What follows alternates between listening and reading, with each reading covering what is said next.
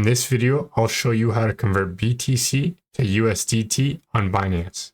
If you find this video helpful, please consider subscribing and liking the video. First thing you need to do is open up and log into your Binance account.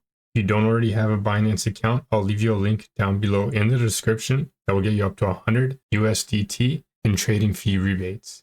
After you've logged into your account, we're going to go right up here to the top left-hand corner and tap on the Binance icon. From here, we're going to tap here on More Services. Now we're going to scroll down until we see the Trade section, and we're going to look for Convert. And here, since we want to convert Bitcoin into USDT, we're going to go to the From section and select Bitcoin. Find Bitcoin on the list, or just simply search for it in the search bar. Tap on Bitcoin.